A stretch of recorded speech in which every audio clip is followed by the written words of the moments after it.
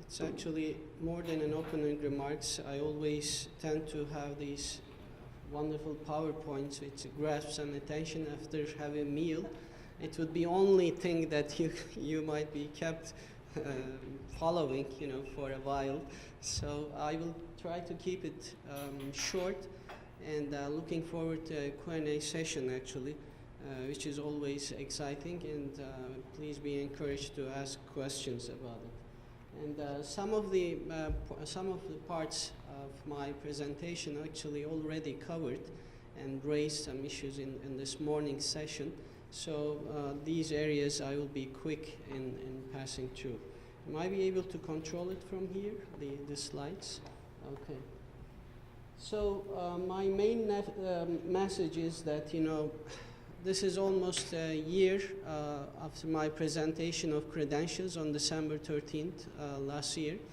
So I am happier, and I have more things on my plate than when I first arrived here. And for ambassador, this is a good thing. And that means also challenges, to further those, bilateral agenda. But I can tell you that there is a much, much higher level of engagement between Turkey and Canada, even after a year. And this is by far the, quite out of the customs of doing business, both for Canada and for Turkey, I must say. So for Turkey, when we speak about the country, actually, you must understand the centrality of the geography that really describes and gives our identity, and also some of our strengths and some of our vulnerabilities. And Turkey is at the epicenter of, Eurasia and Africa, actually. And this, statistics here says that, from Istanbul with 3 hours flight, you can reach out more than 52 countries, 53 actually to be exact. And in 4 hours flight, you can reach more than 70. I think it's very hard to tell any other country that can be, in that, closeness with the multiple regions and multiple markets. That means, 1.5 billion people, and $25 trillion economy, and $8 trillion trade volume, US dollar trade volume, that you can reach by using Turkey as a stepping stone or entry points to the markets. So this is very important element. And Turkey today, it was already covered that, we like to mention ourselves as the 17th largest economy. Really, it gives you a great, confidence and, pleasure. But, our target is to become the 10th largest economy in the world by our centennial of our proclamation of the Republic, which is 2023. And I must tell you that this, as much sounds as ambitious project, but given the facts that what Turkey has achieved in the last decade or so is the testament that it's doable. But to do that, we need an international partners to collaborate with. And we are probably at the edge of a middle income trap, that we increased and tripled our GDP and per capita income. But to jump to the first league of economies, it requires no easy solution. Of course, it's about education and technology and innovation. And I truly and strongly believe that Canada has a lot to offer to us in complementarity elements, which came up this morning's discussions as well. So Turkey is the 6th most wanted tourism destinations across the globe, and 4th in Europe, and member of all known Western organizations. Of course, the backbone of our security and foreign policy making pillar is NATO and Transatlantic Alliance, which we are proud to be allies with Canada in that. And except for EU, and we may discuss it in Q&A session, how it is going or not going. And it's an emerging economy, and this at the beginning of last week, Minister of Foreign Affairs and Minister of International Trade both announced the new strategy for Canada in international trade. And it's basically 2 words, it's economic diplomacy. So it's very much fitting into what Turkey has been doing for the last 10 years or so. Turkey is acronyms are different, but often called with MIST country: Malaysia, Indonesia, South Korea, and Turkey. And there's also a new grouping called MIKTA. This is within G20, non-G7 members are coming together and discussing the issues within G20, summits actually. And that will include also some unofficial foreign ministers meeting, at the sidelines of G20, as it has happened in Mexico. This will happen in Turkey's chairmanship in 2015, and Turkey is now at the troika of G20, together with Russia, Australia. The next year, the summit meeting will take place in Australia, and these MIKTA countries are Malaysia, Indonesia, South Korea, Turkey, and Australia. Common denominator: democracy and weapons of mass destruction holder countries. So mediator and facilitator country, those who are following Turkey's foreign policy in the last decade or so, and even before, Turkey is great in mediation efforts. No matter how successful we are, that's the tradition now, and staunchly embedded in our diplomatic practice, and it will continue as such. And because we do believe that we cannot wait a crisis hit our borders, but we want to prevent them if possible, and we want a prosperous region around us. And founder of Alliance of Civilizations Initiative and Mediation for Peace with Finland. And we are partnering in our mediation efforts with Sweden and Brazil. We do have this Trilateral Solidarity for Building Peace initiative. We work with Sweden on Balkan issues, some peace initiatives there, and mediation efforts. There are trilateral mechanisms that were created, and same with Brazil. You may recall that it was until the recent deal with United States and Iran, it was the only deal on table which was signed by Iranian authorities, this uranium swap deal, which was 2 years ago, but probably world was not ready for it yet. So it's a global diplomacy. I used to be a director of Human Resources Department, and these numbers are very telling. Turkey had 161 representations globally in 2003, and now we do have 222. In less than, in 10 years' time, we opened up like, 41, no, it's 61 new missions, around the world. As far as I know, there is no ministry in the world who opens more than 2 embassies or missions, so this shows how ambitious and successful we are. And it really paid off in our trade diversification, and also garnering some political support, such as the Turkey's election to the UN non-permanent seat at the Security Council. And we are again a candidate for 2015 and 16.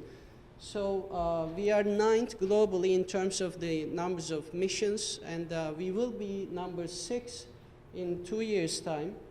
We will have 235 missions globally. Can we? Okay. So you see in Africa there's a great, increase in our embassies. So also in Latin America and in Southeast Asia as well. So Turkey became a development and humanitarian, aid provider, and significant one. Actually, according to the UN, we are the 4th in terms of humanitarian aid provider country, thanks to the Syrian refugee influx that really drove us to the forefront of humanitarian assistance. But it's not going to fade away. It will continue as that way, because we identified humanitarian diplomacy as our focus in this year's Ambassadors Conference. And there will be also Turkey volunteered to host the world's first UN humanitarian summit in 2016 in Istanbul. So we are a donor country. Last year, $2.5 billion, together with humanitarian and development aid, was expanded with mainly in African countries and those who are in need. And there are many agencies that we are working with. You know, here is the statistic that I just talked about. You know, the following US, EU, and UK, Turkey is the fourth actually in global humanitarian aid. And Syrian case, a lot debated. Probably you know the numbers already. It's $2 billion and counting. There are more than 600,000 Syrians who took temporary refuge in my country. There are 21 camps. One is specifically designed for Christians, mainly Assyrians, and to give them a proper and decent help. You know, and TICA is one of our most successful, you know, equivalent organization. I think there is a great potential there to work with Canada as well on that ground. And Turkey is, and Canada is known to be a very prominent actor in development aid providing projects. And now being within the DFAID's portfolio, I think there is a greater chance of working together on third countries such as in Africa and other parts of the world. There are many program offices globally. So a lot has been talked. I don't need to look into those numbers, but it's fascinating to see from where we started and where we are now. And that shows that it's the testament that what we can achieve. So in 2012, we had $390 billion of volume of trade, and which was, trade, and you know, it was negligible amounts, you know, 10 years ago or 15 years ago. So can we move the slide, please? I can't control it here.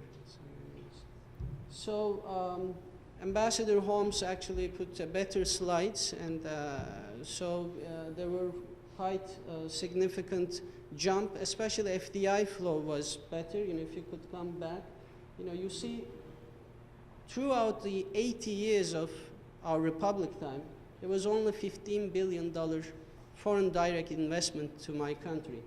And since 2002, it's $123 billion. The biggest jump came in when Turkey was announced to be a candidate member to EU, or negotiating candidate member, I should say, when the opening up the chapters for negotiations started at the end of 2005.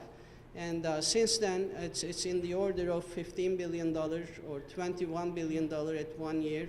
And around that range, each and every year, we are having some FDI flows to my country. And the growth rate was in 2011, 8.9, second only to China globally. We hit the brakes deliberately the next year because we didn't want it to what is called overheating the economy. We know that there is this what is called hot money, or you know, the capital investments in Turkish market. We didn't want it to scare anybody off, and it really worked. In last year, just before the Gezi Park, and Gezi Park has changed nothing in terms of the evaluation of the credit rating agencies. Three of the major credit rating agencies to actually raise the Turkey's credit note. First time ever to investable level, and it didn't change since. So this is very important development, and for the next 5 years, between 2012 and 2017, these are the OECD estimates, Turkey will be the fastest growing economy within the OECD.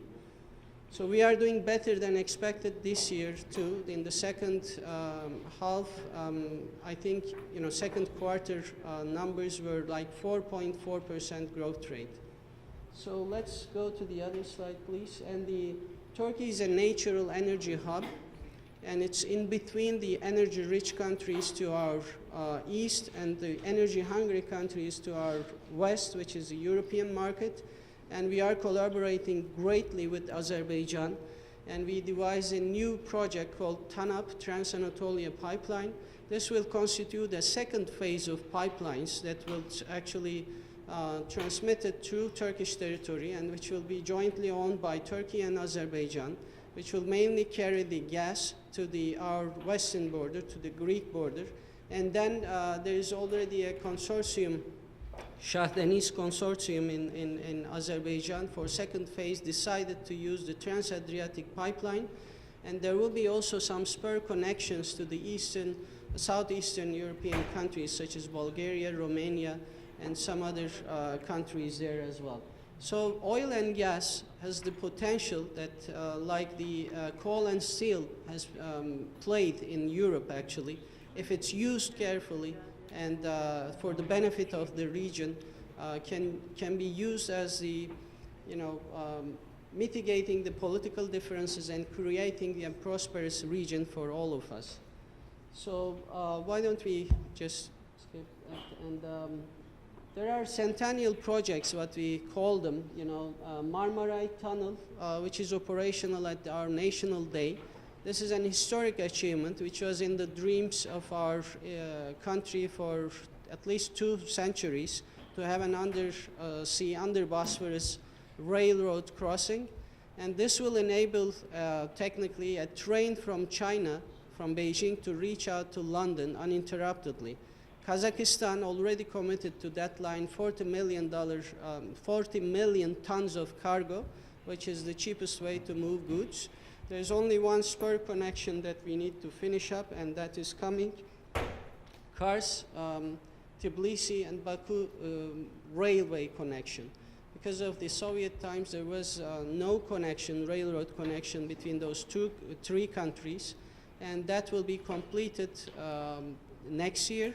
And that will enable, another direct road across the Caspian with barges in Kazakhstan and to reach out China, actually. And there will be also a channel Istanbul, which will lessen the tanker traffic, which is ever increasing since 2001 with the CPC pipeline and etc. There was 100 million tons more oil and hazardous cargo going through Turkish straits. And Istanbul being the World Heritage city, it's the risk that we cannot take anymore. So this is a very ambitious project, and the channel will be opened up in the European side of Turkey and not far from Istanbul. And it will be specifically for the hydrocarbon resource carrier tankers. And this is a dozens of billions of dollars project. And third, Istanbul Airport, which is the largest in the planning in the world. The initial capacity will be 100 million passengers, which will evolve into 150 million. And Istanbul is already a major air hub, and that's the opportunity that was seized by both Air Canada and Turkish Airlines by signing and forging new deals of new air routes, like having direct flights to Montreal on top of direct flights to Toronto. Air Canada already announced daily flights beginning next year in June. And I am sure that next year sometime we will sit down again to review the progress with our Canadian counterparts, and I am sure that we will have daily twice flights to both destinations, one for passenger, one for cargo. Canada has excellent connections with the northern states of the northeastern states of United States, and with the railroads, and Montreal Airport is perfect entry point to that market through cargo as well. So I am sure about that development because we are in the same alliance called Star Alliance Group, and the both companies are operating in over 95% fullness rate. You cannot hear this, and Turkish Airlines is a great world success story. They are the #1 airlines globally in terms of the destinations they are flying, in terms of number of countries that they reach out. The closest hour is 203, I believe, countries we are covering now. The closest is, I don't want to name any company or country, but 189 is following company. And so it will only grow from this moment on. High-speed rail projects, on that I see a great potential for companies like Bombardier of Canada. They have wonderful, speed rail trains, their headquarters in Berlin. And this regional aircraft, which is another, aspiration of Turkey. It's more than an aspiration. Actually, we do have some short list of countries that we would like to talk more to build our own regional aircraft. And Turkish Airlines and one of the private airlines companies in talks with Bombardier to purchase C-series aircrafts. So there is huge potential in infrastructure.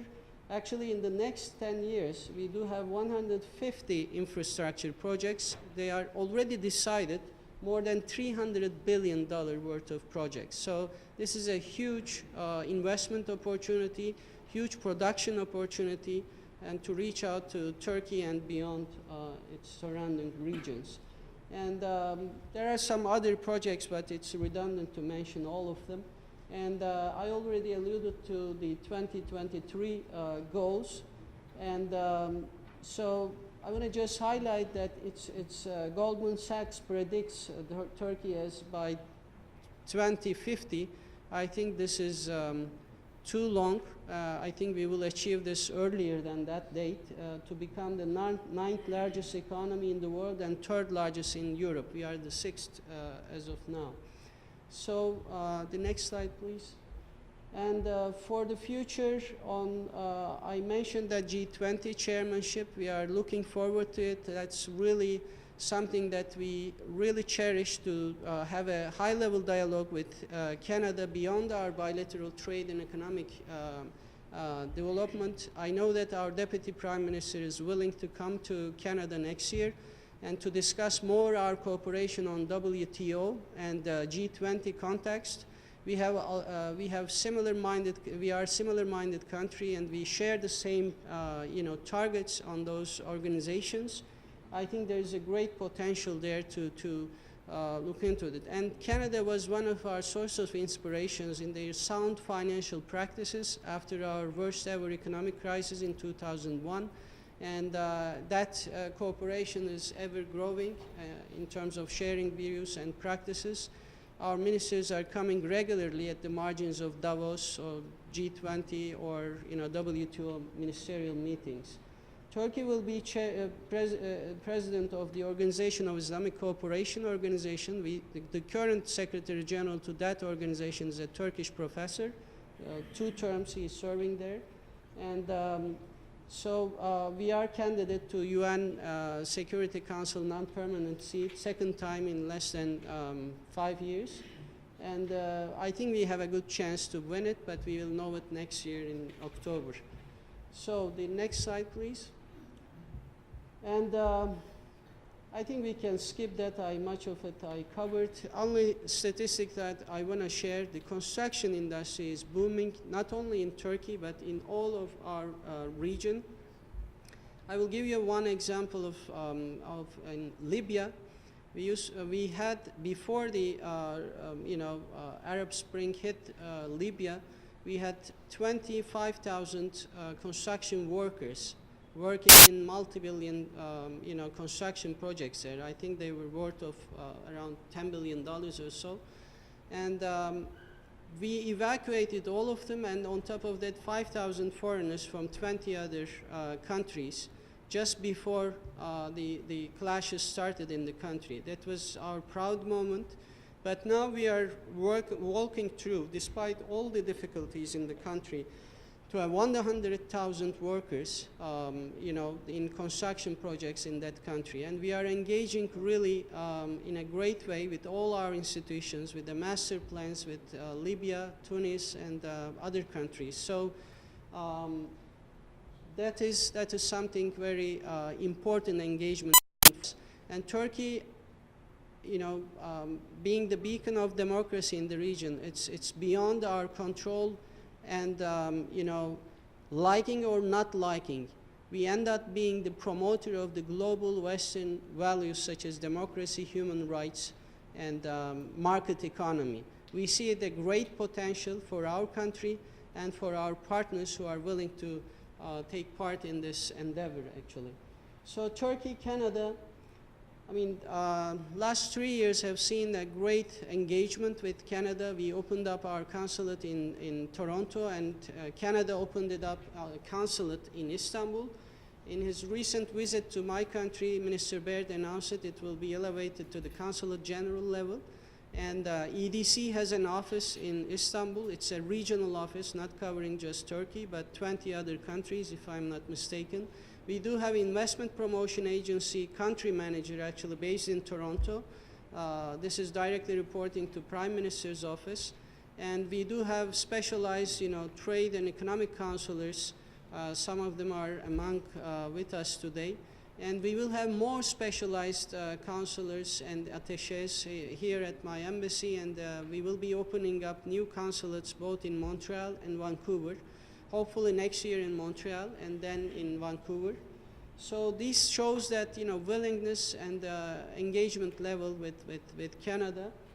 Can we go to the next slide again? And we should keep an eye on the main trends and not to lose the sight that the great potential those two countries harness actually. And that is to focus on positive agenda. That was my motto since my arrival. There are lots of irritants that can turn into major obstacles in our relations, I must admit, but these need not to be. And we have to keep a focus on the future, and it's a great potential. There is a strong political will on both sides.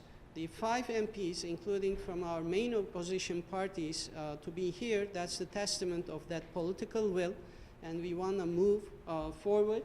And there are many complementarity areas and sectors in our bilateral relations, and there is an increasing multidimensional character of relations, and I am very much hopeful about this, and NGOs such as Heritage Foundation and others are engaging fully with their Canadian counterparts and organizations to make their own contributions to that. And I think that will have only a success in our relationship, please. And what are the targets, I said to the Minister Fast after his visit in August that, it's not impossible to have a $10 to $15 billion trade range between Canada and Turkey in 5 years. I truly believe in this. If we move along the already agreed lines and make whatever is agreed to a functional and proceeding agenda for both countries. And there will be joint and economic and trade commission meeting. Ambassador Holmes earlier this morning mentioned about the great success in our bilateral trade with the US. That was the talk when I was following the economic portfolio in our Washington, D.C. embassy. And because we were worried to see the trends, growing trends, with other countries, including Russia, for instance, having 3 times more trade with us than our greatest ally, United States. It was just $12 billion trade, if I'm not mistaken, 4 years ago. And now we are above $20 billion, thanks to the mechanisms that were innovatively created between our two countries. And free trade agreement after CETA is completed and the exploratory talks are completed, after a dormant 3 years. This year alone we had 4 rounds of it, 1 technical experts level discussions, and we rounded up these talks. And we are awaiting Canadian Cabinet's decision to launch official talks, hopefully next year. And air flights, I already covered that. And there is a comprehensive education partnership that is really high on my agenda and on our bilateral agenda. And thanks to the Senate Foreign Affairs and International Trade Committee's suggestion, and as they did for Brazil, the year before, they did study on Turkey. Now Canada and Brazil is enjoying agreement of 12,000 students to study in their higher education institutes, universities, and after a year, both sides are discussing to expand it to the 18,000 students. We want to do exactly the same, and believe me, this will be the best investment that we can have from both sides to our future of our relations. So I will be pushing for that agenda. A working group during the FAST visit was established, and we will be pursuant of some high-level visits from Canadian universities and the other institutions working on that. So after 14 years of interval, our foreign minister visited Canada to open up this monument, which is known to be a fallen diplomat's monument. and that is named after our slain military attaché who was assassinated in '82. He is the only diplomat who was assassinated here, and the case is still open. Perpetrators are not found. We are expecting still to be found. And for his name, there was this fallen diplomats monument. Unfortunately, it coincided last year with the US loss of Libyan ambassador. And this year, one of the Canadian diplomats who was killed in Kenya, just the next day, we had a commemoration ceremony, and Minister Yelich and 2 deputy ministers, 3 other undersecretaries who attended the ceremony together with Turkish NGOs, and many of our diplomatic colleagues attended. So this year, Jason Kenney, Minister of Immigration and Citizenship and Multiculturalism, then visited Turkey and camps in Syrian border. And Ted Menzies visited in May at the margins of EBRD convention and met with our ministers. And more importantly, International Trade Minister Fast visited in August, and Minister Baird visited a month later. And our minister suggested to the Canadian side, now we are expecting a draft text of an agreement to sign a strategic action plan between 2 countries. And this is something that we do not offer to every allies that we have. That we feel a potential here. This will be a framework document, and I am being told that it's about to be ready, and we will communicate that, and it will be signed soon. So I think that's good enough presentation of where we are standing in Turkey-Canada relations. And I want to urge everyone to look into the Senate Foreign Affairs and International Trade Committee's recommendations. There are 6 recommendations, including the Armenian issue. I totally agree with the recommendations, and that should be the spirit and the roadmap that we need to follow up. Thank you very much for your attention. Thank you.